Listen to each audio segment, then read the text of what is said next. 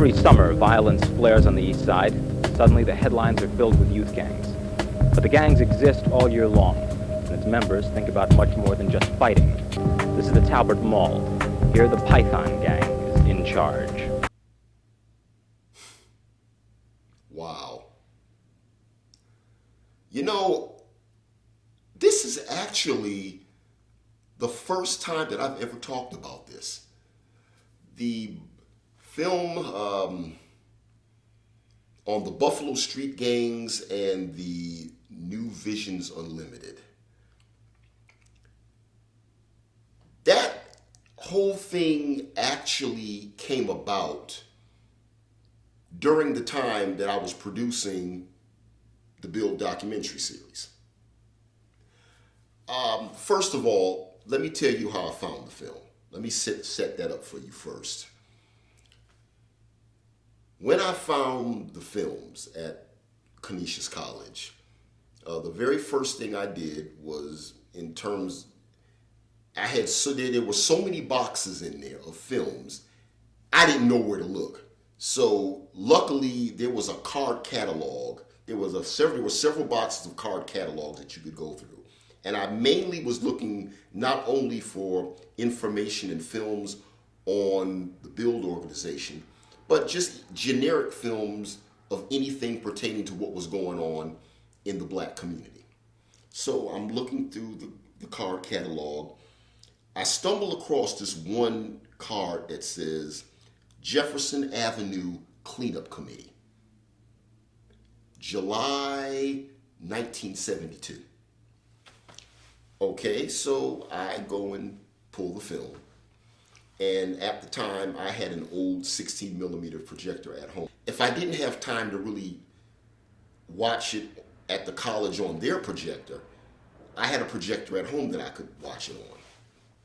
So I'll never forget this one Saturday, I took it home and I took out this one particular film.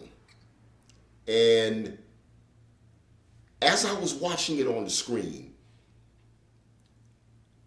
I'm seeing people sweeping up Jefferson Avenue, and it was right around the Town Gardens section. It wasn't in the Cold Springs section. It was around the Town Garden, where the Town Gardens is. You know, Town Gardens, William Street, that particular area. And as I'm sitting there watching, I see a lot of young people sweeping up the streets. But as the film goes on, I'm noticing they have these jackets on with these different symbols. And I lean forward. That's interesting. As I look at the jackets, one has a symbol of a bulldog. Another has a symbol of a matador. And then it dawns on me, oh shit, these are the street gangs. Yo, wait a minute. I'm trying to kind of replay what my reaction is because I couldn't believe it. I could not believe what I saw. I couldn't believe I was lucky enough to have this film in my possession. Just like, wow. So I'm like, man. I'm immediately thinking, I got to put this in the documentary. I have got to put this in here. I got to find some way to parlay this into the story. I mean, now technically Bill didn't do too much with the gangs, I don't think. I didn't come across a whole lot of information with that. But I was listening to the sound and what everything was being said. A gentleman kid, there was a part in the film where a brother came on who I later found out was Sam Smith, and he has a history in the community of him and a couple other gentlemen, Moses Johnson and Lamont Burley. They have a reputation of doing a lot of parties and whatnot back in the day in the Buffalo area. Real popular group of guys. And he was saying in the film that this is a whole new, all these gangs may be from different areas, but now we've formed into one group. It's called the New Visions Unlimited. It's no more pythons, matadors, Alaturks, 49ers. It's one group is called the New Visions Unlimited. And I'm just like, whoa. So this was a gang truce? I gotta do something with this. I got to do that. That's kind of what my mentality was. But at some point I kind of had to reel myself back in, because I started to realize that I got to stay focused on build. So I remember putting that on the back burner, and I figured I'd do something with that later. And I actually did do something with that much later. Fast forward to about when I discovered the film, that was back in 1996 when I discovered the film. Fast forward to 1999, I was at a campaign fundraiser for a lady who was running for school board. I think it was at a school board fundraiser. I think it was either Sandra Terry or Sam Smith. One of them was running for school board. I forget which one of them it was. But Sandra introduced me to Sam.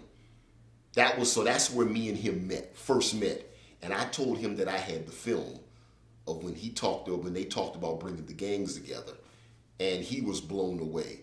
I made a copy of it, made a tape of the film, told him one of these days we're gonna get together and we're gonna do something on this and we're gonna talk about that. And over the years, it took several years for us to actually do the interview, by the way. And also during that time, I spoke to many other members who were part of the different gangs and got their stories. It never really came together like I had intended it to, but wound up doing what many of you saw on YouTube, where I did the interview with Sam, and I accumulated some more films focusing on the Buffalo Street gangs, and that was posted on YouTube in 2008, because I had just launched my company, Urban Legacy Filmworks, and looking back at what it's done on YouTube just blew my mind. That was for many, many years. That was my most watched video. That's got all up to maybe 50 to 70,000 views. It's a 3-part video on YouTube, but that's gotten almost 100,000 views. All 3 of those videos together on YouTube. And yes, I've read many of your comments on the video talking about my city this and my city that and we this and we that, but okay. Whatever, dude. But yeah, that actually went on to be one of my most watched videos on my social media. I certainly appreciate it, and but it would be nice if y'all kind of looked at some of the other stuff I got on there as well. But the views and the comments are certainly appreciated. But yeah, I'm really glad to have had this opportunity, because I've actually never told that story about how that whole film project came together. But hey, you never know. Maybe one day we will expand on that a little bit more.